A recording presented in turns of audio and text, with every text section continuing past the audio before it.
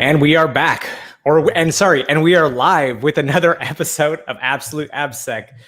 I'm Ken Johnson at CK Tricky on Twitter, joined by my co-host Seth Law at Seth Law on Twitter. Seth, say hi. Hey, everybody, welcome back. This is our 105th episode. We've been going for a while now, but we're really excited about today's conversation. We have Laura on. Ken will do introductions here shortly. But I just had a couple of items. I think the main thing is that we are doing the secure coding course at Global AppSec San Francisco. And I'm pretty sure that's going to be a virtual event later in October timeframe sometime. So if you haven't had a chance to jump on or you want to participate in Seth and Ken's excellent adventures in secure code review, please watch out or watch the Twitters, watch everything else, and we'll send out links for registration and everything else shortly.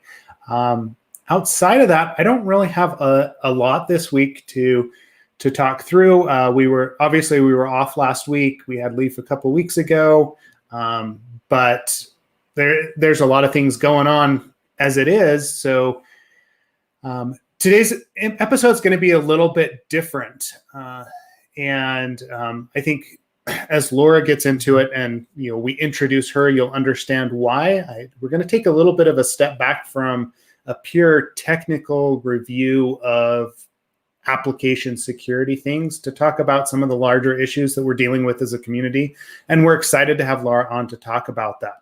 So Ken, do you want to introduce Laura and we'll jump right into it? Yeah, so Laura, we were wait, am I not? We've got too many screens going on. So Adam Migus introduced us. And basically the background here is that I think it was like a few weeks ago on Twitter, there was a big discussion on diversity and inclusion, and we'll get into it. There were a lot of things that were covered, but it was by people that weren't necessarily experts. Like, being honest, it's just security people that kind of like have an opinion about it, which is totally fine. But we recognize we're not experts.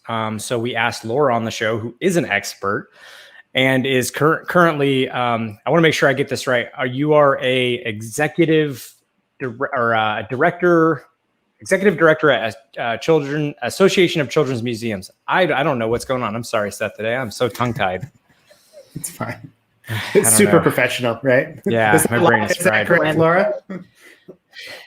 That's correct. Yeah, I'm the executive director at the Association of Children's Museums. Yeah, and it looks like just looking at your background, you've been a director of professional development and inclusion initiatives. It seems like this is, I went through your history. This seems like, you really are way better positioned to discuss this topic than we are. So thank you for coming on, Laura.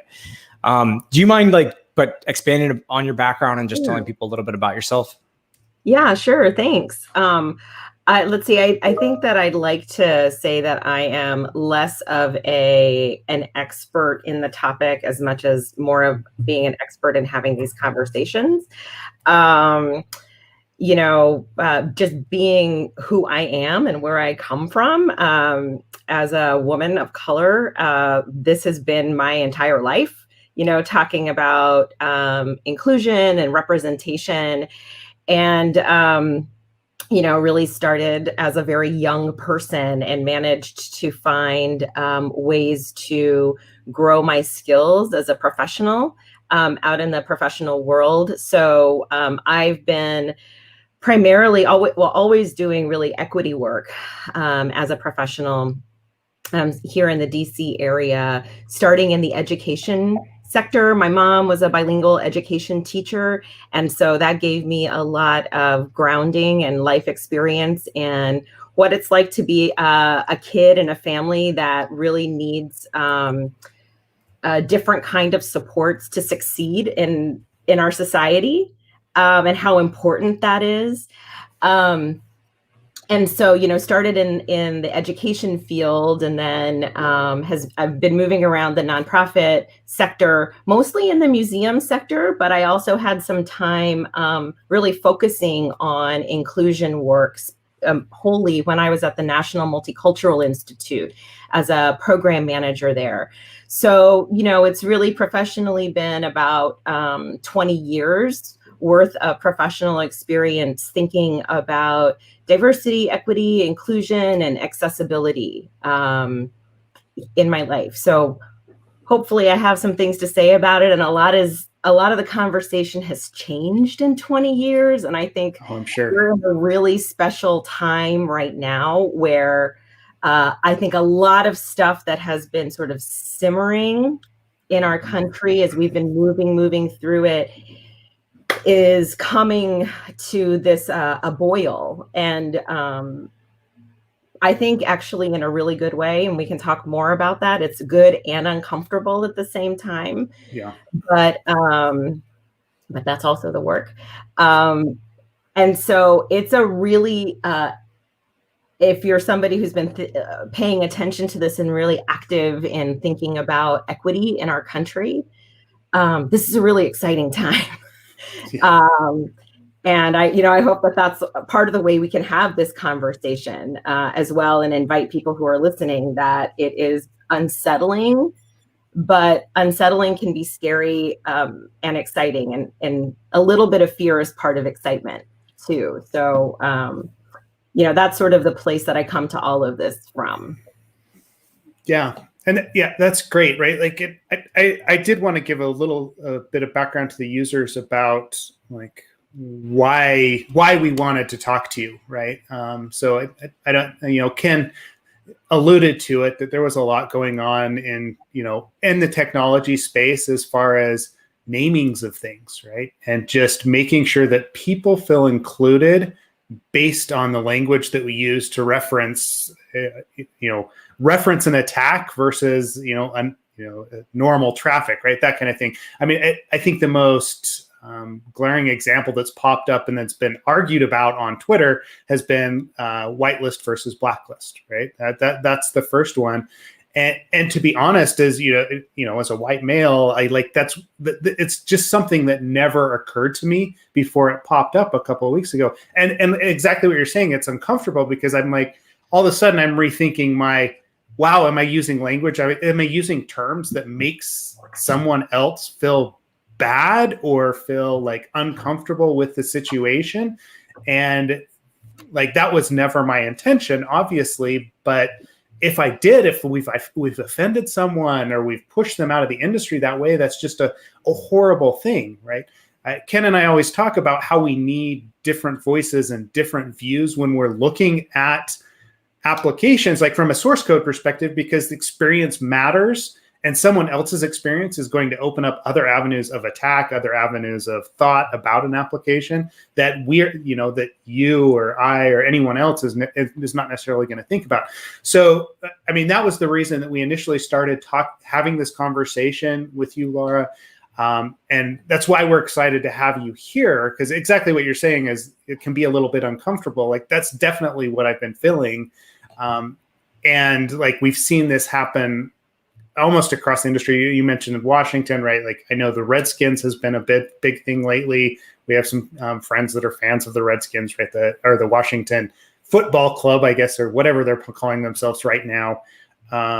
And even in my little community here, right? Like the local high school is going through a rebranding because they were the Bountiful Braves, right? That was the name of the mascot. And the amount of vitriol on both sides of the issue, or even on like, hey, this is what they've always been, so we shouldn't change it. It's just been an interesting thing to watch. And so I don't feel like I have any answers on, hey, what is it that I should do moving forward, right? Yeah. And so like that's kind of my first question to you is, how do you approach this with people, right? Because it just kind of popped up, and I know me and Ken were like, whoa, what are we supposed to even say about this, right? So I know, how do you go about that? Yeah. What do we say? I haven't done, like, same as you. I mean, same as you, Seth, like, I'm the wrong person to know the answer. I don't. Yeah. Well, I guess here's what I'll say is that, yep, all that's true. All of it is true. And so when I think about, and it's part of my experience as well as some of my training with, folks who do this for a living, but really in the grounding that I got in the approach at the National Multicultural Institute. Here's what's really important, I think, for us to understand about why it's so hard and painful and risky to really get into these conversations. And the reason it is because and I say we, and that's just about everybody in this country. I'm going to talk about this specifically from a United States context. I don't know where folks might be coming from to this show in their life journeys or any of that, but I really want to ground things in the current realities and the history of the United States. We are really brought up and surrounded by a story that makes it really hard for us to have this conversation, right? So what are the first words that we usually associate with the United States, right? Equality and freedom. Yep. So when you start to talk about inequality, that's not the thing we're socialized to talk about, right? We're like, no, everything's equal. That's like the story of this country. So people really lack skills. We lack all kinds of skills for talking about this. And then the other thing becomes, is that our dialogue and the history and the narrative that we have been exposed to around, especially racism, okay, and I'll talk specifically about racism, has been a moral conversation. And what I mean by that is that there have been villains and there have been heroes. And there's nothing in between. Most people don't really think about the fact that American society is actually a very, in your terms, it's very binary, right? It's on or off. It's good or bad, right? Everything is a binary. And, that's a very specific part of American culture. So how do you enter into this really complex, both from a emotional perspective and identity and feelings and, history, all of it is very complex. When the tools that you're given is right and wrong, like on or off, and equality and freedom, like those are the only things that we're given to work with, especially in our country, if you're a straight white male. Yeah. Right? That's the reality that all our country, all the narratives are built around. So there have just not been a lot of tools made available to most of us throughout our lives. Now I think that's really different with younger people, and makes me feel very old to say that now. As a Gen Xer, where I'm still, now we're middle age. But, I notice generational differences. I notice that, right now I'm an executive director, I'm a CEO. And so I have staff. So my staff that are 10 years younger than me, 10 to 15 years younger than me, were probably the first generation that were being raised with having where interrogating all of this stuff was introduced to them at a very young age. So they're very good at pointing at something and being like, ooh, I don't think that's right. And I think we should tear it down. I mean, they were trained. And I think there's another challenge where if you're of a certain age, we were not trained that way. Space was not given for that. So it's really important just to understand those things. Like there is a good and there's a right and a wrong. Okay, there is a right and a wrong to this. But it doesn't make you a good or a bad person also to make mistakes. And I think it's also about learning so that you can make right decisions or good decisions that and where good means there are decisions that are going to benefit everybody. They're going to let people be the healthiest participants in the systems that we're in. You know, it's a hard process. It's just like, look, it's like therapy. Therapy, you come in because you don't know. You've got a habit that is not working for you, but you don't know how to fix it. So you got to go get some help. Yep. You know, and it's painful and it's uncomfortable. You got to stop, you know, you question your, like, it's all the same work. It's all the same work. So anyway, and so I think framing it that way is like, doesn't it make you feel a little bit like less stressed out? Yeah, it definitely does. I mean, it's interesting that you call out kind of the younger generation, right? Because I mean, I have a 17-year-old daughter, and that is definitely one thing that I've noticed is she is very, very just like, she'll put her foot down and call stuff out, like even that me and my wife do, right? Like, or say, and I'm like, wow, I'm sorry, right? Like, we didn't realize this.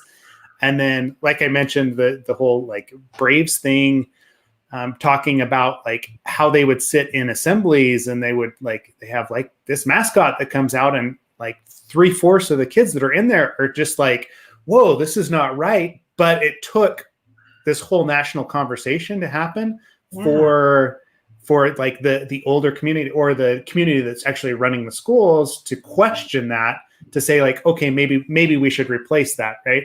But like they've got that sense that I know we didn't necessarily grow up with, and I know I'm coming from like, you know, Utah, which is one of the least diverse places in the U.S., right? Like, so it's, you know, it is very white and kind of standard. But even like her generation that I'm seeing growing up now is exactly what you're saying, right? They are a lot more aware of that. So it does, I mean, it does make me feel better. I don't know, Ken, what, you know, I mean, not better. It still makes me question like, all right, what do I need to say? But, you know, Ken, what are your thoughts on that? No, I don't really, the thing is, I'm pretty much a blank slate here in the sense that, I mean, cause like you mentioned that there are three. What's that? I said, we'll fill you up. That's all right. Okay. Right. Well, just, you know, what I mean by that is, so you mentioned a name change. They're having a name change here over there's a high school because it's I think it's like a Confederate general or something's name, and so they're changing it to get rid of that.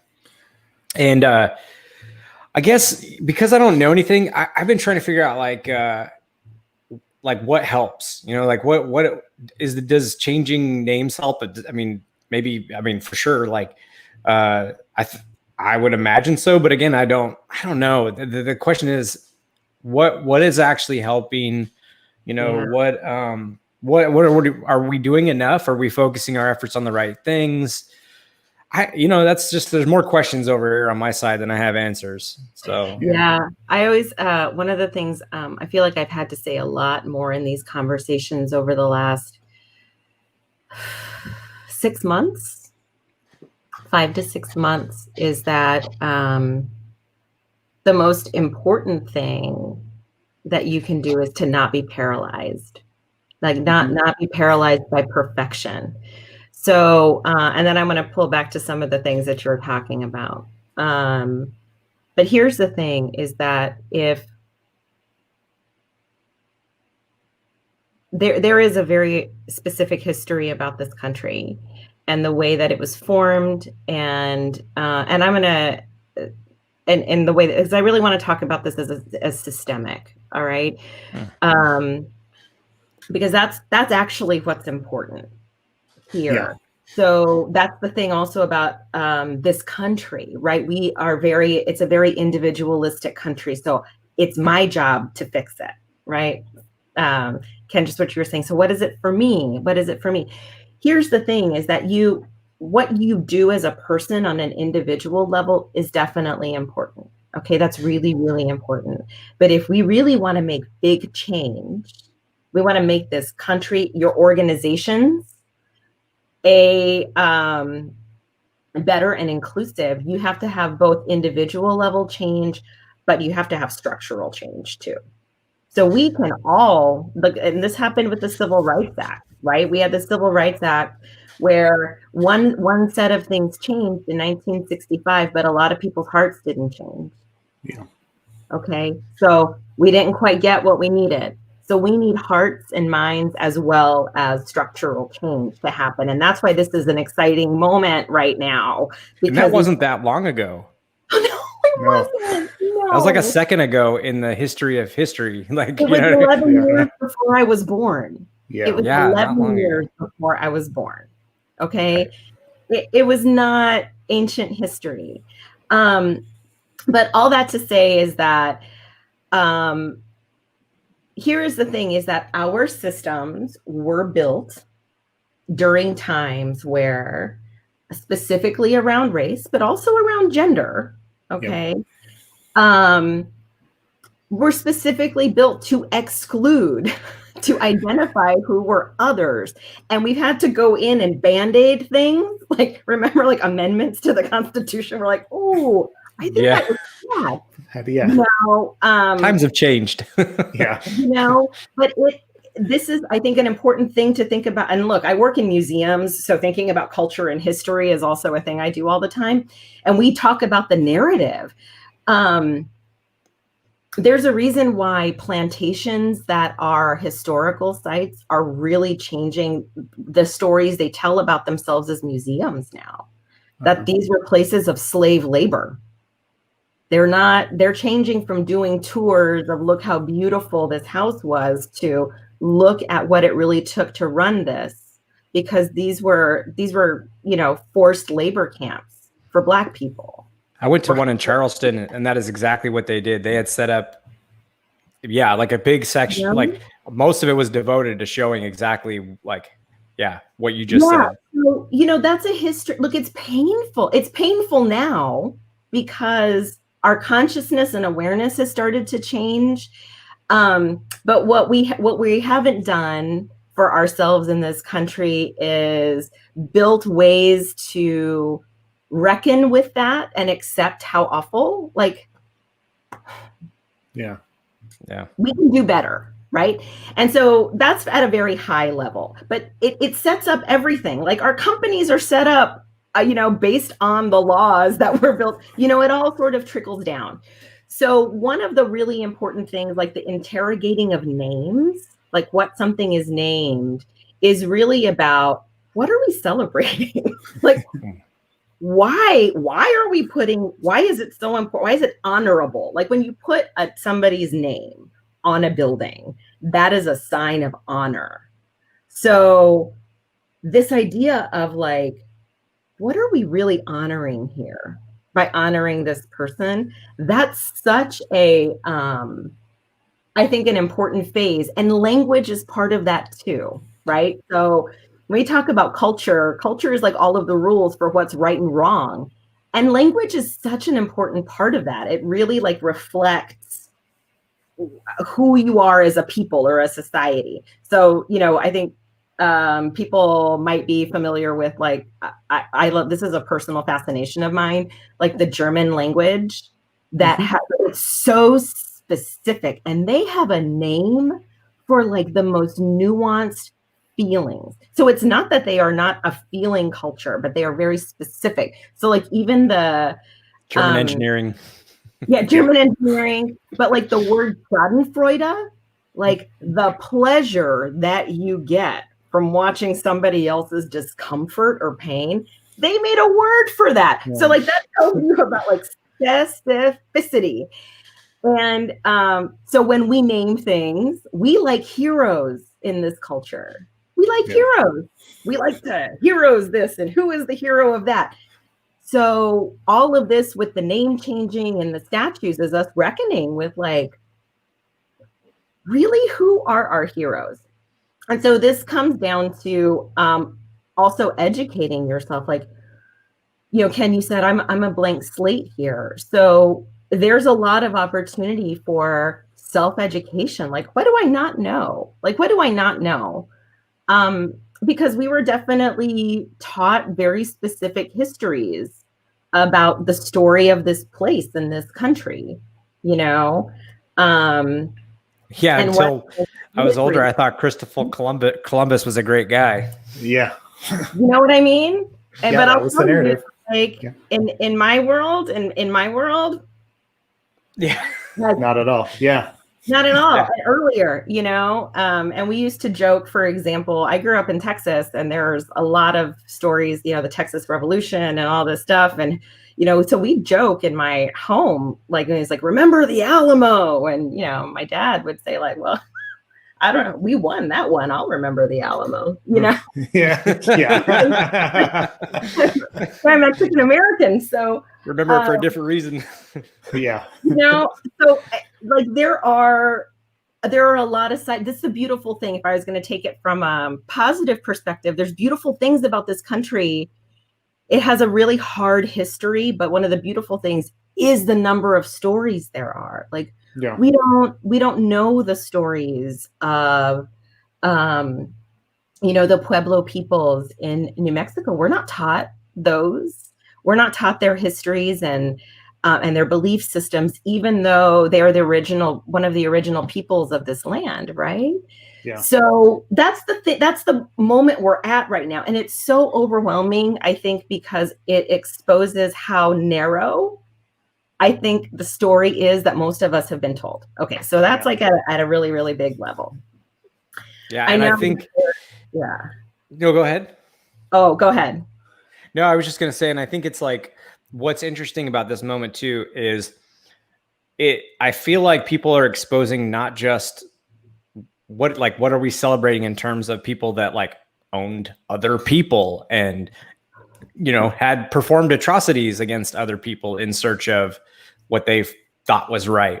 Which is like the reason so many bad things have happened in history. But anyways, it's also like people outside of that, there's other things too, like people who abuse their power for like the Harvey Weinsteins of the world, for instance. Like, I love that that's getting called. That's probably my favorite thing about this. Seth and I actually have dealt with a sociopath CEO before and firsthand. And I can tell you, like, I love the fact that people are calling out those who abuse their power. And I hope that that's something we continue. But yeah, as it pertains to this discussion, I mean, is that part of this? Is that we need to identify, like you said, everything we're propping up and really start scrutinizing why we're propping it up. Yes. Yeah. I mean, and it's a kind of conversation that requires a lot of ability and time to do self-reflection. Okay. And so then that's when you get down to the individual level, right? That's if you're a contemplative, self-reflective person, or you have those skills, and that it's a skill really that you have to build, then questioning those things becomes like invigorating and interesting. And so let's say the heated discussions around terminology that you guys were talking about, like blacklist and whitelist, and I can talk about that really specifically in a second. It's uncomfortable, but you want to get into it. And, then there are plenty of people for whom self-reflection and that kind of interrogation is not a habit. And in fact, it's sometimes in opposition to how they've been taught to be, either personally or professionally, that there are consequences to that kind of interrogation. And so they will push because, look, we talk a big game and I'm moving to the professional context. Everybody talks a big game about how good change is. Human beings don't love it. We don't love it. We are good at seeing the change we want, but we are real bad at getting there. Reminds me of that book, Who Moved My Cheese? Yeah. Totally true. And I should say the other part of my background is that I have I did graduate work. I have a master's in organizational development and leadership. So I spent a lot of time learning how, particularly in a professional environment, how bad people and organizations are. And sometimes how that's celebrated, unfortunately. Yeah, around change. And that's just from actually a production perspective, not even when add on the layer of how charged issues of inequity, like these big societal issues are. it becomes really, really hard. So I guess, it's like, it's hard, and the tools are just being developed. Like, the tools are really new. So the other thing I wanted to say is that we're kind of all collectively negotiating what's right, like what our final state, our ideal final state is. I think we like, again, things about American culture. I think that there's a story that we're like, very like risk taker. This is a very risk averse culture. What we like to be is right. We like to be right. Be right. Yeah. Right. And you see that. So talking about, even with your comment around the CEO before, so the reason that kind of behavior, and then the policies, the practice, either whether written policies or informal policies, at the workplace, you have the stuff that's in the manual, but then you have the way things really work. So a lot of the reason that those dysfunctional policies exist is because they're being excused. That bad behavior is being excused because the outcome, it's mapping to some outcome that's more important. So a professional's, a colleague, a leader's bad personal behavior, and I mean in the scope of, let's say they're sexist, or they're racist, or they're just a bigot, or whatever, or they're just a bad manager, they're exploitative. What I see a lot in organizations is like, but they show the spreadsheet and boy, those numbers look good. Right? Yep. Because that's right. That's what we're valuing as the most important value. And so as long as you're achieving that rightness, how you get there can be excused. And so that's when we bring it into the workplace, into the professional environment. I always want to ask, okay, what is success? Like, what is actually success? And because you can be right or wrong, but let's be honest, in a workplace environment, if somebody is outputting what the organization says is success, there is very little motivation to rock that boat. Yeah. Well, yeah. Do you think people ever pull? I'm sorry, Seth. I was just going to ask, do you ever think, does this happen where people get pulled in to help with D&I efforts, but then all it really is like for show, and it's not actually to improve the unit? Okay. I had a suspicion that might be the case, not taking it to, because if the result that they're trying to go for is, like you said, more numbers on a spreadsheet, and perhaps that effort they believe will get them there. I could see it being an avenue for like not abuse, but abuse, but just like, being you said it perfectly, being exploitative, basically. Yeah. I mean, here's the other thing, and I keep talking about, again, I keep saying about American culture. It's really important because when you're in your culture, you don't explain, you sort of don't, nobody ever says, well, in my culture, that's not how it works. And it's really important to say those things. Look, also American culture is very like present focused, right? We're like very short at like right now, immediate. Everything needs to be immediate. So the hard thing about this work is that it's long term. Mm-hmm. So it won't show up on your spreadsheet for 5 years. Okay, so imagine that. Like, so you have to think about like, what is the viewpoint that you have to be able to hold, like your leadership has to be able to hold on to that or pass it for 5 years. What's the churn in your organization? Like, right? So in the organizational change world, it takes 3 to 5 years for the change to actually, all of that is run up, and then at like 3 or 5 years. So you have to be able to hold that for that long. Yeah, that's not very promising. I mean, you look at those organizations that are completely run quarter to quarter based on what the stock price is, right? And that so yes, like they may get a lawsuit or whatever and decide that they're going to do diversity and inclusion training, But then, yeah, exactly. All right. Okay. So we did that this quarter. All right. We'll move on.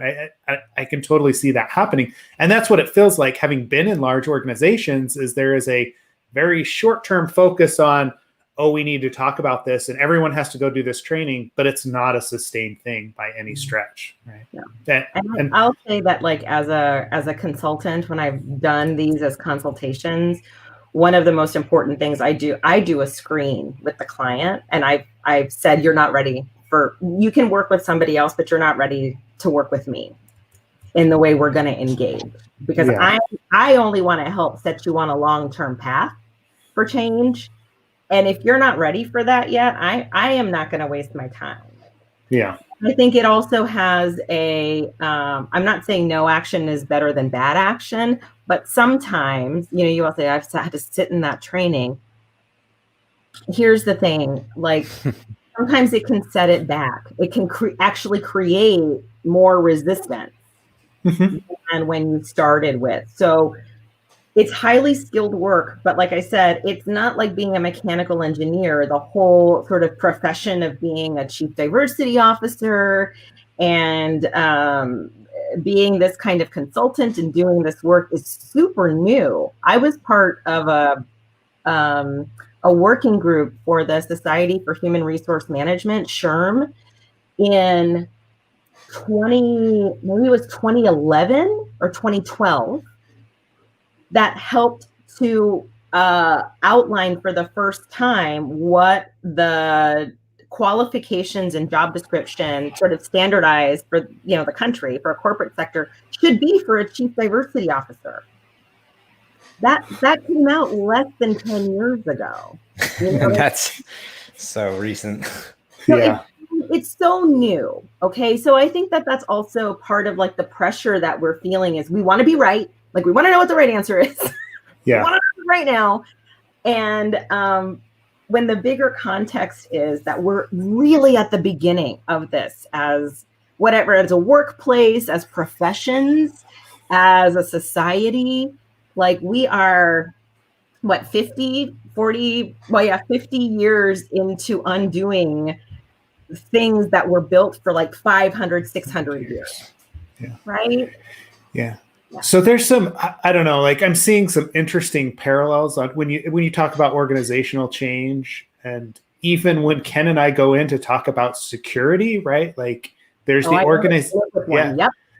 So organizations come and they say they want to know, hey, are we secure right now? And when you say no, here's a path to get there, they don't want to hear it, right? So we always talk about, do you care about security, or are you just in this for a compliance check? Because that's a very similar concept is, we would much rather work with the organizations that want to improve things across the board rather than just, hey, we had to get this contract, so we had to get this checkbox and then move on, right? So yeah. Oh yeah, no, Adam and I have these. It's very similar. It's very similar work. I mean, it really is culture change work. Yeah. And so, I want to go back to like some of these conversations that I know you all are seeing in your own community, because I've been talking at a like very high cultural level, but I think it's important to start there. Like first, I think understand the background, like everything that's around you in this, because we're not having any of these conversations in bubbles, right? There's a reason that these conversations started to come up in your community at the same time, right, as our uprisings, right, our racial injustice uprisings, because the whole world, we're in this whole fabric together. Yeah. You framing it in just the very beginning of the episode in a positive light, I like that I feel like that takes away some of the like emotionally charged aspects of the conversation, because rightfully so, for some people it can be very emotional, and I probably am not one of those people because I'm a white dude, Yeah. But it should be emotional for you. It should be. Yes, yeah. It absolutely should be. It will be. I'm just using myself as an example of the greater community. But, I think that like the way you framed that from the beginning, where it's more of like Yeah, just like a positive outlook on this helps reduce or temper that sort of maybe more so than any negative reactions. Yeah. Well, and and I'll say that it comes not just from my personal orientation, but also my professional training around and seeing what works. I think the other thing that I hadn't said yet is that specifically, actually all of the isms, right? All of the isms in most of our dialogue in this country, we really focus on, and rightly so, we're focused on the community or the individuals that are on the receiving end of the discrimination, right? Whether it's by ability, when we're talking about ableism, we're talking about sexism, we talk about racism.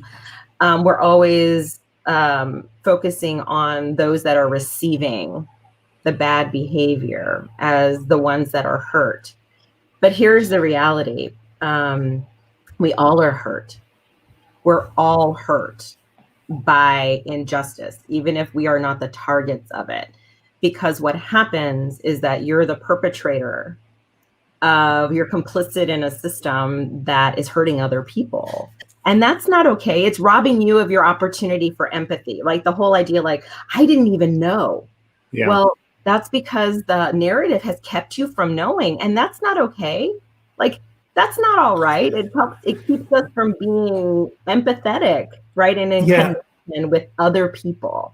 Yeah. And I feel like that's that gut response that a lot of people have to this discussion, like even me, is it's like, oh, this is uncomfortable and I have been in the wrong, right? Like, there's maybe a chance that what I've been doing and what I've been taught my whole life is not the right thing. And again, that goes back to what you're saying about right versus wrong. And we like to be right in the US, and maybe we're not. And that's uncomfortable to think about. It's hard to think about because it requires change and it requires personal reflection, right? And it shakes your foundation. Look, when you're told or you get an inkling that what you've been taught your whole life is wrong, it's not okay. It's not easy. Okay, that's not an easy realization for anybody. And I want to talk, like, also specifically, I keep wanting to get into this black and white conversation about whiteness. And I will say, and this is not personally, but also as if you look from a sociological perspective, the process of becoming white actually is also a generational trauma for a lot of white people. So this is what I see from having done a lot of trainings, right? When we talk about unpacking identity and what's your family history, what's your ethnicity, what are your cultural practices? And a lot of people are like, I'm just white. I'm just white. And I don't feel like I have anything to say here, which number one is not true. But when we unpack it, what's the other, we talk a lot about immigrant history and Ellis Island and how great it was. But a lot of your ancestors had to erase their histories, erase who they were. They changed their names so that they didn't sound like whatever country, mostly Eastern and Southern Europe, they were from, because they would not be treated as white in this country. Do we talk about white erasure? No, it's kind of oh, they changed their name in Ellis Island. That's okay. No. It's not okay. Okay, so, but there's nobody wants to talk about whiteness, but it was really written very explicitly in some of our founding documents. It's a real driving force that everything revolves around in this country. Economic laws, we're talking, finally people are talking about redlining and that's had on wealth, the ability to, grow wealth generationally, specifically for Black I'm not familiar with that. So redlining, so there was a system of redlining, which is when it was all about real estate development and lenders not allowing especially Black folks to borrow for purchasing houses in certain areas. So they would be only able to purchase houses. There was a way of ghettoizing and enforcing segregation after and during the Jim Crow era, and even really until pretty recently, like continues. So wait, so you could get a loan, but only if you stayed in, like, basically you stay in your section type deal? Yeah. Oh my God, I didn't know about that. That's why they within the red lines. That's why within the red line. And interestingly enough, right? Like, so Ken, it's not uncommon not to know about that, especially as, you know, a white guy. It wouldn't have ever affected you. It wasn't a rule for you. It wasn't a rule. And honestly, like, one of the first times, the big discussions I've had about redlining was my daughter and some of the classes that she's had. Again, like the younger generation actually addressing that, saying, hey, this is not right. And I'm like, hey, you're absolutely correct. So, yeah. I don't remember that being in any of my history books. It wasn't. Yeah. No, it wasn't. And it was a major driving factor in modern development of cities, like since the 1950s, you know? Like, why is this neighborhood? Why has this been a traditionally Black neighborhood? Because that's the only place they were allowed to buy houses. Oh, wow. You know? So you're... Yeah, that's systemic. Yeah, that feels systemic. I mean, like, when you peel it back, people who are prone to conspiracy theories are like, wow. I mean, like, it's really layered. We've done a very good job of baking racism into every part of the way our country functions. So it does feel overwhelming. Like, it must feel like, if it's new to you, that you're like, okay, like, would somebody give me something? Like, is this really, you want to not accept it as reality because it's so opposite and it's so, like, thorough that it is hard to conceptualize if you've never been exposed to it. Now, the thing to understand is that 13% of the US population has been the direct target. 13%, that's African-American population in this country. 13% of our country has been the direct target of those policies for, 600 years. And add in, depending on the place you're in, another 20 to, if we add Latinos, Asian Americans, and Native Americans to the mix, well, now we're talking about 40% of the population that has also been targeted by these policies that white people actually wouldn't know about because it wasn't about them. It wasn't for them. I mean, it wasn't for them. So how would you know? But it was in service. It was in service of, but not negatively impacting. Well, it is actually, it is, but in the sense that, like, it was like, it was normal. So that's why I mean about, like, if you can talk, we can have this conversation. And if we're going to talk about it in a healing way, like, look at this messed up stuff that you didn't ask for. You didn't ask for. Nobody, not a lot of white people, some white people, but not a lot of white people asked for that to happen, but it happened. And it has created a sense of, like, well, but everything's fine, because you wouldn't have visibility into it, right? So when we have these conversations, and I do want to turn it, and there are, say, people of color or women who are saying, this is my truth. Right. And they're getting, like, oh, they're getting minimized or shut down. That's so hurtful, because so the redlining is, it's not that it's unemotional, but, like, that's a very structural thing we can talk about, like, it's objective. But the bringing up and interrogating language is kind of the same thing. It's like, hey, everybody, did you know that maybe somebody felt that I feel this way, that this might have an impact? And everybody's like, no, it's fine. They just want to live in that side of town. They like being together. They don't want to live over. So it's that it's the same behavior, just in a different context. Like justification for and something you don't even really understand. Right. So blacklist and whitelist. So we get socialized. There's also all this, like, invisible chatter that shapes our values about what's right and what's wrong, what's good and what's bad. Have you all heard of or done the implicit assumptions test or the implicit bias test from Harvard? I have not. So I think the website is implicit.harvard.edu. It comes out of the Harvard School of Psychology. And again, they started this test, sort of prototyping this in the early 2000s.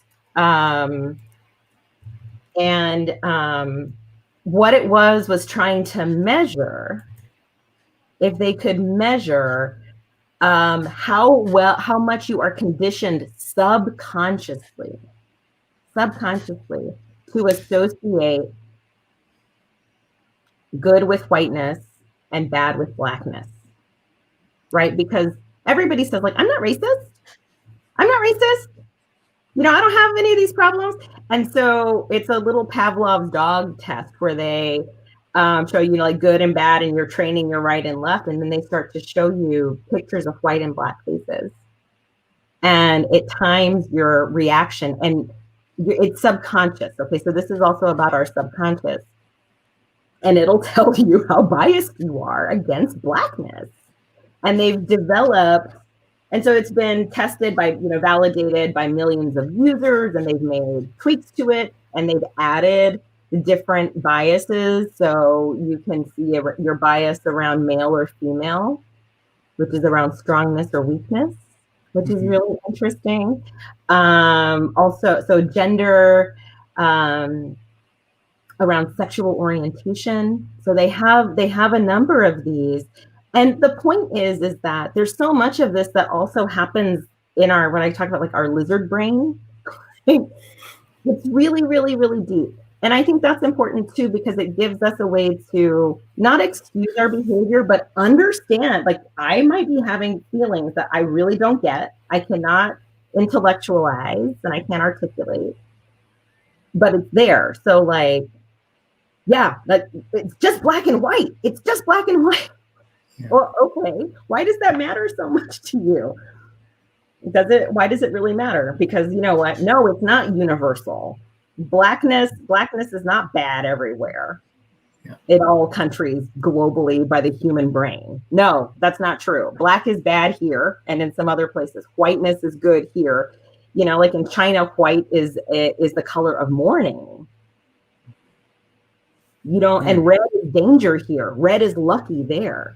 Yeah. You know what I mean? So, like, words do have values encoded into them. And the interesting thing about, I think, the conversations that are happening in your community are people are wrestling with, well, number one, what are the real practical implications of changing them? Because I know that they're built into systems and, like, documentation, and it's in a lot of places. So that can be daunting. But the second piece of it is wrestling with how important is that value to you? You know, like, what if it was, allowed and disallowed? I'm not going to get into it with you guys because I do this with my husband, and that's not my conversation. But I will say that language matters, but it's also constantly being negotiated. Mm-hmm. It's group. You all have to decide. This community has to decide what's good. There's no, like, third party that is going to tell you, like, yes. Come on, Laura. We were supposed to answer all the questions today, but it's very unsatisfying to be in a conversation with me about this. But I get it, right? Because we're the ones that decide what values we have, right? And so if we decide that we're going to, do away with that, then we do away with it and we move on, right? It's, if we want to be inclusive, then we make sure that we are inclusive everywhere, or as much as, everywhere. You're always asking. I would say that what you're always doing is remember, like, am I doing my check? Like, did we forget to ask? Like, that's really the work. Like, if you want to look at success, what I think of as success is that, because look, we're humans. There's a whole part about, like, we're social beings, which means we always want to be in a group together. What also that means is that there's always somebody who's not our group. Yeah. It's about what our tolerance is for making hard lines around that or not, and in what environments. So I always think that it's a success when a group is really comfortable being like, hey, check, we need to do a check here. We need to do a representation check and an inclusion check. Can we just do that check? Yeah. Because that's how we move forward. Mm-hmm. Well, I mean, I don't know. My wife always says this, right? Like, when we know better, then we do better, right? Yeah. And, you know, and it's kind of like a driving force for us as far as, hey, you know, just because we didn't recognize something in the past doesn't mean that we don't recognize it now and can't do a better job moving forward to make sure that others are comfortable with us, or, you know, in the conversations that we have, that we are more inclusive. Yeah. I think in our industry too, like, we're unique in the sense that the folks that are working in it, I guess the people that are contributing some of the most important stuff, they're very diverse. In fact, some of them would be considered not, I don't know how you'd say it, not neurotypical. So you have diversity in, some people are on the spectrum. Some people come from broken backgrounds. Some people come from great backgrounds. I mean, you have a very big mix, but one of the things that I think people might be trying to accomplish here is to make it easier for those folks, for everyone to be able to. Let me give a concrete example. You go to a conference, Seth. 6 years ago, when you go to a conference, who are the majority of the attendees and what are they wearing? Who are the majority of the attendees? White dudes in cargo shorts and black shirts. Black shirts. Yep. That was. If you're coming to that conference room as an attendee, and you're not one of those people, how does that feel? Trying to break in and have conversations like we talk about hallway con. Yep. You know, like we want it to be exactly. It's intimidating. It's intimidating anytime. It doesn't matter who you are. It could be me going to, I don't know. Something that's for a good example, when I first started yoga, there was predominantly women in the class, and I would go with my wife, and it was the one time I definitely felt like the outsider, and it felt awkward, and I had to really like push myself to get over it, because it was just, I was like one person in like a 40, so like 39 women and then one me. And so it was a little weird at first. And I think that might be what we're trying to do, is make it easier, make the barrier less, with whether it's changing wording, you know, whether it's having, I think one of the cool things that OWASP did do was having, well, for one, paying for training for underrepresented groups, providing, trying to ensure that there was a track just for underrepresented groups. And I do think that they tried to have some of these discussions as an organization. But I guess the question really remains, you know, what can we really do to, if that is our goal, what are some of the like appropriate ways to go about structurally changing that, so that we get as many voices in this conversation, as many people in this conversation as possible? Yeah. Well, and I mean, part of that is like, we live on Twitter, but that like is a horrible way to actually debate anything, right? Just in general, like we'll put that out there. So that's kind of, I think that what Ken's asking. You know. I made my very professional face in reaction to Twitter. But this is a good conversation, right? So one of the key tenets of inclusion work is aligning your intent with your impact. And sometimes how you do that is choosing the right tools or the right action to get you from your intent to your impact. So here's what we know, let's say about Twitter, for example. No, it's a place where people try to win. Like, that's what Twitter is. Yeah. All right. So winning is not, there's a loser, that is not a welcoming environment. That's not like, nice to meet you environment. Yeah, who has the best argument? It's not helpful. It's not the place. That's where you go to fight. And again, Adam and I have this conversation a lot. And it's why I have a Twitter account that has 0 posts on it. I had to remove myself because this is the work that I do, and it was not the platform. It's not the appropriate platform for me to express my thoughts and engage with folks. And so I made that decision. So one of the really good things, though, in your community is actually your community is really good at building community. Like your community is really good at building virtual community.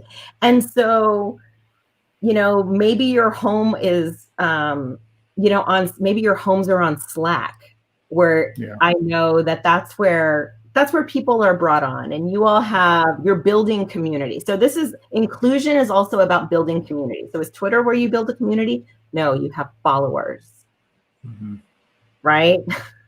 Right. You have followers. You're an influencer. This is not this is community, right? Where we're all touching each other, and Twitter is like, and Instagram, all of them are just like somebody's following you. So that does not work. And so I think if we think about just have a moment where it's like, are we having this conversation in the right place? Am I inviting people? Are you seeing people in your Twitter environment that are bringing an interesting perspective, but you want to welcome them in a less contentious place? Where's your Slack? What's that community where people are in trust with each other, that you can build that? Like those social behaviors are super important. And when you're talking about the conference, some of those interventions are really best practices. So like if we know, and it doesn't even just have to be for, people of color, but there are all kinds of newcomers. Like we recognize we have a very specific culture, like this group of people look a real specific way. And if you're new, it's weird. And so having onboarding is really important in these environments. I'm also a big fan of having explicit norms for communications. I think you see them, especially for conferences, it's a code of conduct, which again sounds very legal. I like the idea of ground rules and norms. Like this is what we're about. We are about, connecting. We're about geeking out on these things. Like this is what this community is about, and so everybody understands. I'll give you an example. I mean, I run the Association of Children's Museums. We're people, and I know I'm seeing our time, and so I'll try to make it quick. No, don't worry. Cool. This is thousands of people who spend their professional lives making incredible, fun things for little kids. Okay. So imagine these people at a professional conference. So for a long time, we tried to make it very serious. I came in, I was like, this is not what these people do. Our people are like figuring out how they construct a 3-story twisty slide, right, for kids. Or thinking about how we make the best tinkering place for them. They don't want to sit. They don't want to sit in a room like with a PowerPoint, taking things down. So anyway, we changed our conference so that it was meeting the culture of our people. And it also turned out that made it more welcoming for mostly younger staff of color who were coming for the first time, because that environment felt like their work environment. Like it felt like a place they were comfortable with already. And we have like a first timers orientation. And we talk a lot about the fact that we're big huggers. There's a lot of hugging. I've had people who come to our conference for the first time and they're like, I put my hands up, it was like, yay! I haven't done that in my adult life, ever, but I did it like 10 times at your conference, because that's the kind of conference it is, right? So we've become very, very explicit with people. Like, look, don't come here in your suit. Don't come here nobody's wearing a suit. Please be comfortable. You can wear a cheeky t-shirt. If you want to wear a funny hat, that's fine. Like, this is the crowd we are. And that's really important. to be aware. And if like the meetings that you're at actually haven't ever talked about like, well, what kind of, does actually everybody really like the way we set up this space? If we made it actually better for a thing we enjoy, it's actually like, who's making the rules? Who's making the rules about a head table and a PowerPoint and like around, who made those rules? But do you see what I mean about it being like ingrained? Like, well, maybe we can shake it up and more people will want to come to your party if you're throwing a good party. Mm-hmm. It's also a simple thing about humans, right? And then the other thing is, like you said, again, about the cargo shorts and black shirts. Yep. Yeah. It's the same thing. I think that's pretty we're pretty sure that's both what we're wearing. But yeah, go ahead. but okay, so here, this is also the thing that we're rubbing up against is that it's a fine line around balancing the fact that people who have like interests and are in like environments often will have like expressions. Similar expressions, right? That's socialization. So, black shirts and mimicking is it like isn't that like a social, like I'm cool, you're cool type, like it's a very visual signal. Like you and I are the same, right? So that's very comforting. That's very, very comforting, right? It can veer into though, where it's like, well, now we actually are all the same. And so as I think about a very logical approach to why diversity of representation is so important is that, think about you've created an unnatural system. So let's look at natural systems, right? In the world, biological systems. The strongest systems, the ones that can survive crisis, because we're in a crisis right now. Like no matter who you are, we are in a global crisis right now. And the systems that can embrace, that have diversity, because diversity is the thing you can count, you can see the difference, right? That have diversity, sufficient diversity, and are also inclusive, which means that those diverse components actually have the space and understand their role to enact the skills that come with that difference.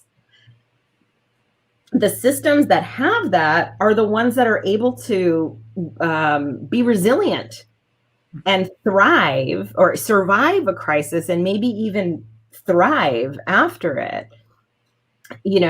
Those are forests that come back, but forests that have lost their biological diversity, those systems collapse.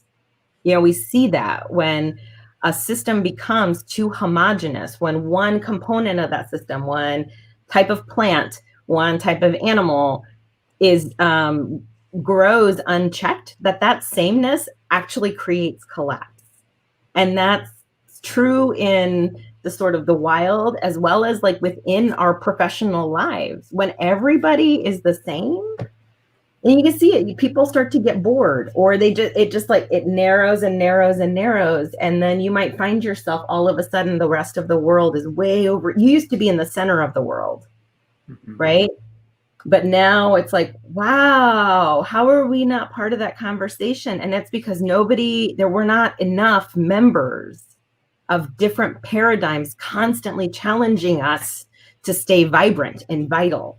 So I say that because diverse and inclusive and diverse groups I think we have this idea that it'll be some kind of like peaceful utopia, and that's not the case at all. Divergent thought is turbulent. The idea, though, is that we can all say, oh, boy, they really knocked me off. They really knocked me off my chair there. I did not like that, but they're making me think about something. So you can acknowledge that it did not feel good, but like, oh, they knocked me there. I feel like that's what's lost, because we were, you mentioned Twitter, and I feel like that's part of what's lost in Twitter. You talked about being sort of like, well, first of all, you're just projecting outwards, and it's not really like conversation. Sometimes it is, but it's not a great conversation.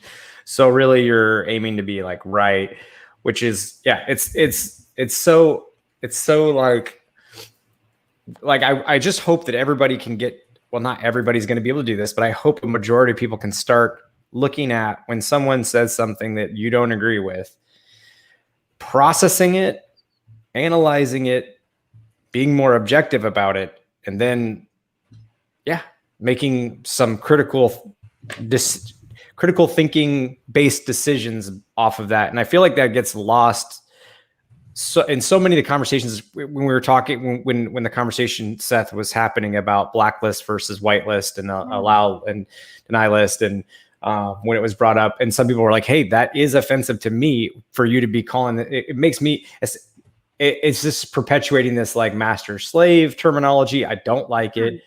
And it became, well, you're wrong or you're right, you know, and I agree or I disagree. And it wasn't like, objectively, clearly some people are uncomfortable with this terminology.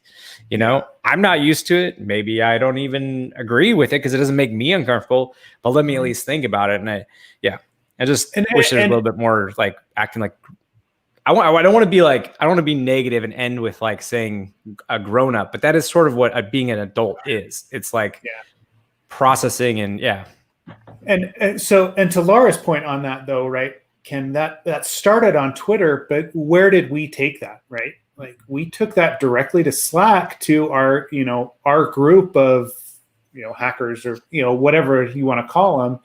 And we had a long discussion about, wow, really, what should we be calling this? And it was more of a back and forth discussion. It wasn't just that Twitter, everybody's right, everybody's wrong, but there was a lot of, well, what are the origins of it? Why do we use that language? Is there something else that we could use that is less charged? And, we kind of did settle on, right, a, deny list, allow list, and then it just kind of died and everybody moved on. And I've started to see that sort of language show up in reports and other things when we discuss it. I mean, I still, like, when we're teaching, I still have a tendency to go back to, we've always called this blacklist, whitelist, but I'm like, nope, never mind. Like, this is an allow list, this is a deny list. And then I just, we move on from it, but it's ingrained, right? Like it's systemic as Laura, you're saying, but we did take it to Slack, right? That community more. Yeah. Right. And it was a little turbulent, but it was fine. We managed. Place that could hold it, right? That's a group where you all also get into it with each other about really technical stuff and probably get way more emotional and more personally, like invested in it. But so that's sort of really good modeling. And even just to say it on this platform, that an important conversation can start in the place that is not the right place to finish the conversation. That makes sense.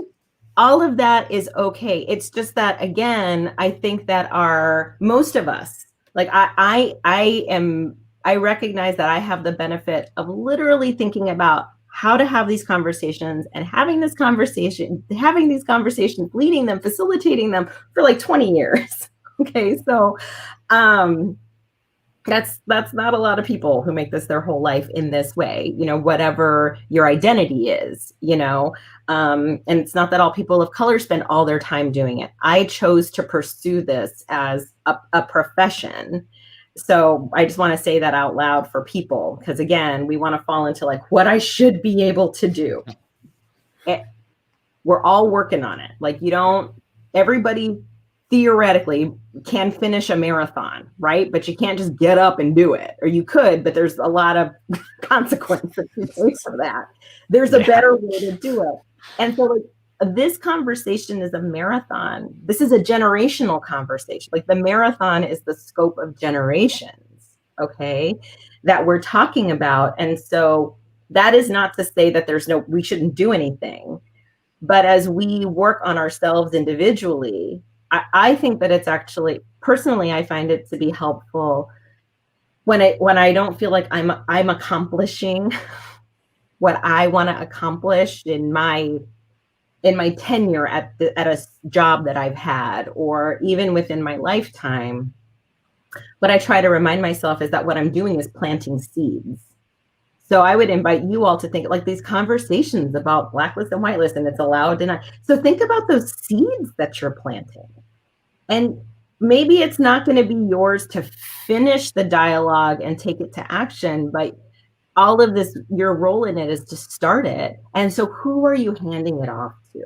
Like, connection is really important in this work. And I know that that's not necessarily the way that your industry. I should also say that I worked a number of years around gender equity in STEM and the career pipeline. And your industry has been the rules generally of the IT industry, and I think these are really being interrogated right now, have been set up to devalue real personal connection. Like, the connection is all intellectual and skill based. But what it sort of has also devalued is the idea of personal relations, like how important relationship is actually to your professional success. Even though and personal success. Yeah.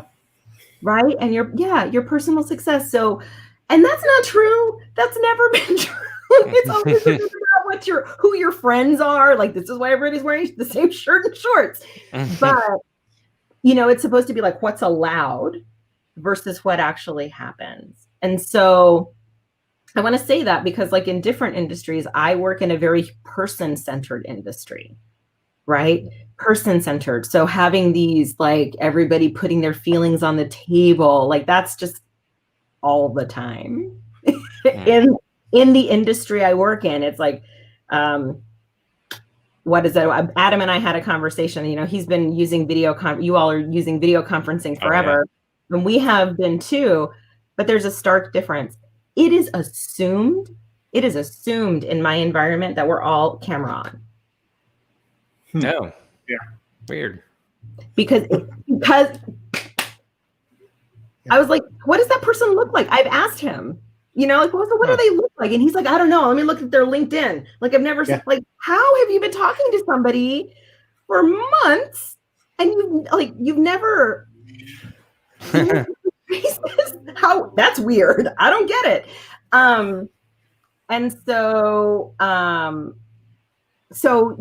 like, how can you do this work if you're not seeing each other's faces? And I appreciate that I'm seeing the comments from Nate. Like, yeah, we don't want to change.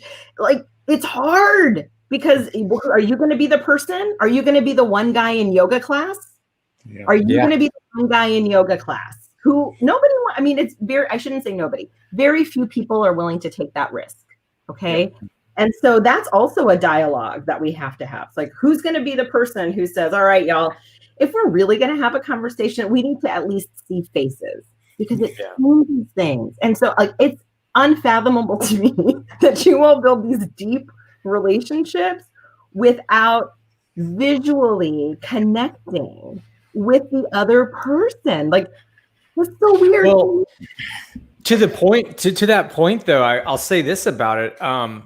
Because now there's more information about everybody than there ever was, really, right? Like, but before, like, going back 8 years or so, 8 years plus, I'd say, timeline, I made connections with people solely based off the work we were doing, and I knew nothing about them. I didn't know what they looked like. I didn't know if they were I would say I probably knew. Maybe I'm not even sure if I knew if it was a man or woman I was talking to. Like, there is some beauty in that, the sense that back then we all had a shared interest, going back, I guess, to your point or from earlier about code of conduct versus, hey, this is what we're about. This is what we're not about. But that was what we were about. We were about sharing tools, methodologies, maybe even some blog posts, whatever. I'm just thinking back, and I don't even know if it was clear who at any given time I was really, like, interfacing with. And then we catch up at a conference, and then maybe I would meet that person if we caught up at a conference. And then be like, what do you look like? What are you wearing? Because I have no idea what you look like.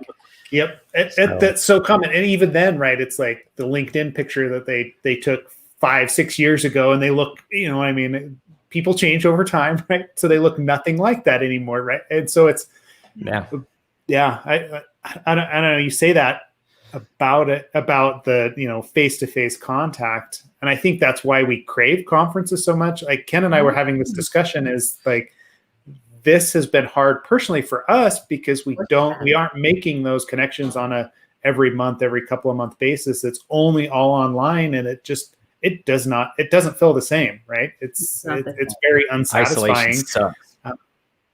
Yeah. And there are studies that say it's not the same, and why we need it. But, I want to bring it back to this idea of also, there's the other anthropologist part of me that's like this. It's always so fascinating to me. Like when Adam and I met years ago, in the before times, in the very, very before times. And, he was definitely like in a part of a community that was all on IRC. Yep. Right.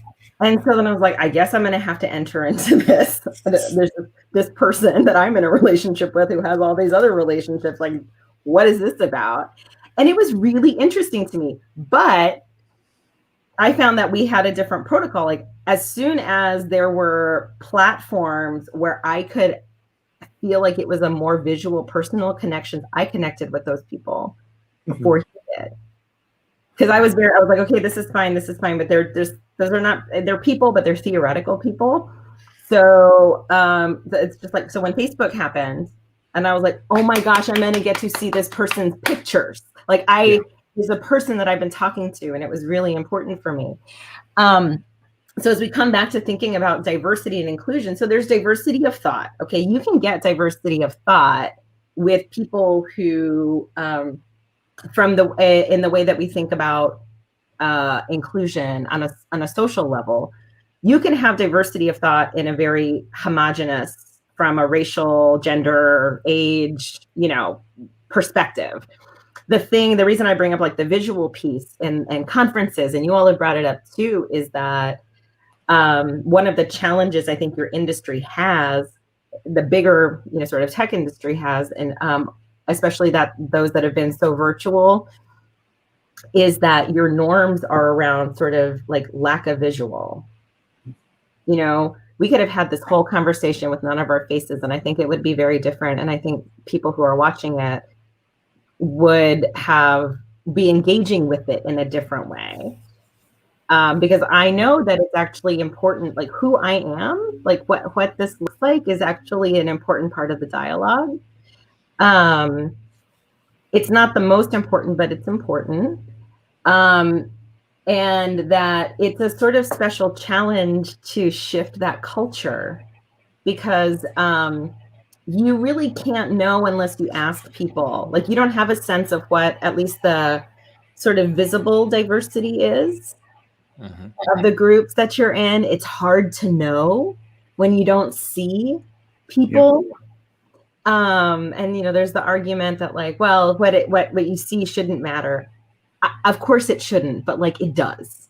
Okay, for all the reasons that we talked about at the very beginning, like our entire consciousness has been built on this matter. Yeah, but I mean, I've been reading I always talk about these two books, Sapiens, and the same author wrote, I think it's Homo Deus. But like when I read back through all of this information, it actually is like a very much a survival mechanism, or was like judging somebody, not just by like their appearance, but by their behavior, by their posture. But, is this a threat? Is this not a threat? And when you go back through the history of time, it very much makes sense that yes, it shouldn't matter, but it does, because it is like you talked about the lizard brain, like it is very ingrained in us. It's just as a survival, like as a mechanism that we've got built in. Yeah, our brain is, there's a reason that we are some would argue, if we're talking about like the, systems collapse, like that we have been such a species that's been so good at survival, here on Earth. And, people have feelings about the level of our survival, and are we creating collapse, right? But like, are we pushing out the diversity of our like ecological system? But evolution has given us this incredibly well-tuned, survival brain, right? Our subconscious brain. And then, we got all this stuff up in the front, all our frontal matter for long-term thinking and risk assessment and higher order functioning. Like biologically, our brains are, what is it? It's kind of like we have more shoes than are useful for us. Yes. Like having it, but sometimes they get in the way. Okay. Sometimes they're going to weigh you down. And yes, like, that's really important to understand like human biology in this way, and then understand how we also justify creating systems that exclude people, because it feels like self-preservation. And so our work is, again, just like you said, Ken, you got to stop. There's a concept around this that's called the ladder of inference in this work, that our brain goes, we have these very strong automatic tapes, right? That's like the black is bad and white is good. Nobody is like, very rarely is anybody saying like, oh, I see a black person. I think that how am I going to calculate the goodness or badness of this person, or that's not what happens. It happens automatically. Right. And so our job is to pause and go, okay, is that real? And you have to a lot of this is also from an individual level. I guess I'll say these conversations are also about retraining our brain. So as you think about like, what's my work to do as a person, because maybe you're not in a position to affect systemic change. Like maybe you're not in the right job position. Maybe it's not the right time in your company or whatever the group is that you're in, because you would waste yourself on trying to change a system that's not waiting to change. There's always time to do your own work. And your own work is reading books, watching some Ken Burns documentaries. There's great series on, there's a lot of media out there that is easy for you to access. And it can be educational, but it also doesn't have to be. There are plenty of media out there that have very different representations, particularly of people of color and women, that are not like what you're going to get on broadcast television. That's not the dominant norm. So like, who cares? Go watch it. Go watch Insecure on HBO. Go watch, Pose. If you haven't watched Pose, go watch some things that are not for you, but they're for other people. That's how you can broaden yourself. And that will give you new ideas and ways to engage in this work, not just personally, but also professionally. We can all do that work. We can all do it. And when COVID-19 is over, travel, because traveling to other places and seeing how other people live has been one of the best things. Like Seth and I have brought our kids along for that very reason. We're like, look, not everybody lives like you. They don't all have the same, like what's right and wrong, cultural, values. They're just different. Understanding that's not right and wrong. It's different. It's different. People build systems like, I always like to, when I was doing a lot of work with science folks, it's like human beings are very good at building systems to survive. So, we have all built systems to survive in the environments that we're in. And survival techniques vary, from place to place. And if they don't evolve, then they become non-survival systems,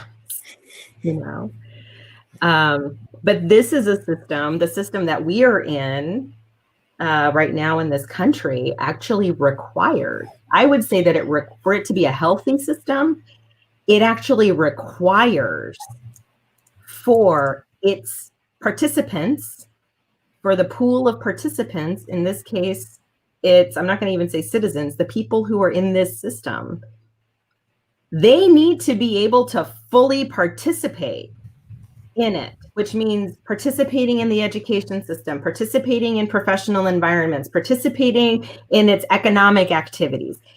They need to be able to equitably, not equally, equitably participate for this system to keep going. You know why this country has grown and became like a world economic force? Because it's only been through waves of inclusion. Like prosperity has only come when policies have included more people and given them access to education, property, financial success and well-being. This particular system is predicated on that. And so I think about it as, if we really want to get functional about it, because there's the moral argument, it's not that it's boring, but it's clear. Like, it's clear that we have to have equitable and equal rights. Whatever the human being is in this country needs to have equal rights. To me, that's the moral 100%. argument, right? Yeah. But how do we get there if people are always wanting to tease it apart? It was like, if they cannot participate, it's about participation. If you cannot participate at and bring your powers to it, then our system is missing fuel that it needs. You know, and people can have a lot of and I have a lot of feelings about the system, about whether I think it's a good system or not. But objectively, it's a system that requires everybody to be generating energy in it. And when we exclude, we're not letting people, we're not getting that energy. And so whatever your moral feelings are around it, I think that's another pathway, just from a very practical perspective. Your company won't survive. Our country doesn't survive when we start excluding. Well, in the beginning of the episode, you said America is about, we equate America with freedom, with equity. And I think that's one of the benefits that we have in trying to improve things is that, we're America. We can have the freedom to make the choice that things are broken and we can improve it. Yep. That's not the case everywhere in the world, but we have that option. So, I've loved it. By the way, loved this conversation. This might be, sorry to everybody else who's coming on the podcast. It might be one of my favorites. So this is a really good discussion. Good. Thank you. Yeah. Yeah. I mean, this has been really good, even from just like a self-reflection perspective. Right. And, and I think that's where it starts, but I really like that, Laura, that you just brought up about how the system doesn't get better without inclusion, right?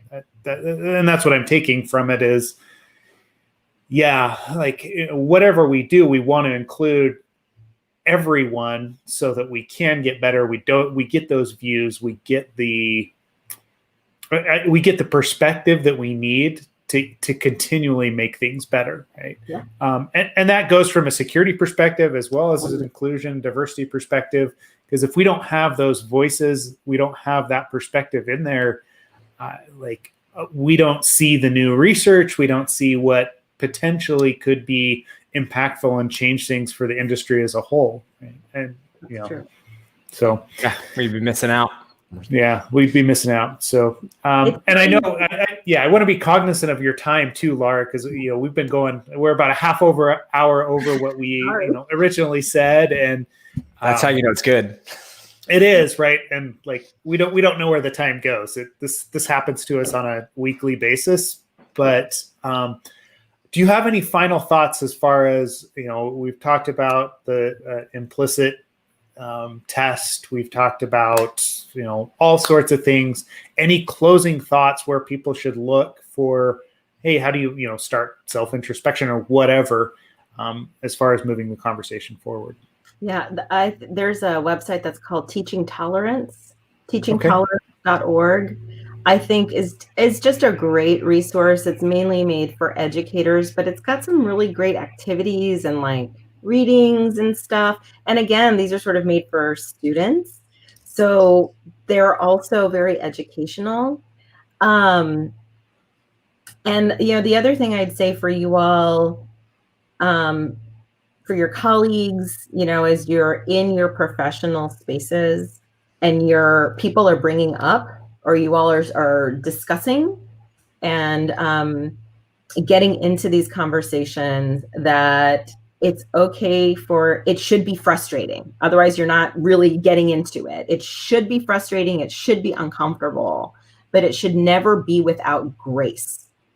So you all need to give each other the space to be wrong and to learn, right? It's so hard. And it's not just kindness. Kindness means you don't really get into it, but I would like for people to extend each other grace, that it's okay to make mistakes. It's okay to disagree, but we want to create space that people can learn together. Great. Yeah, this is, I mean, that's a good point, right? Is just because someone says something or has an opinion doesn't mean that they can't learn and they can't change, right? Like, I would hope that people give me that opportunity as well, right? Even when they call me out on something. You can't expect change. Yeah, grace is also side channeling your friend who's being defensive, being like, hey. Yeah. I need you to maybe back off a little bit, my friend. Yeah. There's something for you. So, but it's about remembering that we need to be in this together. So how are you bringing people in? You're not just negotiating language. It's not technical. Yeah. It's very people-based. So. Cool. Yeah. Well, good. We'll continue the conversation online, I guess, on Twitter, of all places, right? Or on Slack. No, we have a Slack. Yes. People are welcome to come in and join the Slack community. We love the conversations that go on there. So please, if you've got questions, reach out. And I mean, we can direct to Laura. It sounds like your Twitter is not too active, so maybe we'll reach out through Adam or other ways if we can, if there are questions that pop up. Did want to reach out to you directly. Is there a mechanism that they could do that? Sure, they could. They can do it. They can actually go to my Twitter. I mean, I monitor it. I don't post a lot, so if you want to reach out to me through Twitter, which my handle is @Laura Migus, I will. I'm definitely happy to hear from folks there if you have specific questions. So I'll keep an eye out on it and do my best to engage with folks there, or I'll hear it from you all through Adam. Yeah. Cool. Okay. Yep. We'll make sure that it's posted with the episode. And again, we appreciate the time. We appreciate the perspective, and giving us the time to talk through this, because we feel like it's important, obviously, and we're glad to have that discussion. So. Well, I want to say thank you for you all saying yes, reaching out, taking a risk to have this conversation. I think it's really great modeling, and I hope that more of these will continue to happen in your community. Yeah. We're trying. Yeah. All right. Thanks everybody for joining us today. Ken, any final thoughts? No, just thank you for coming on, and thank you to audience members who watched or listened on the platforms. All right. We'll talk to everybody next week. Thanks. Bye.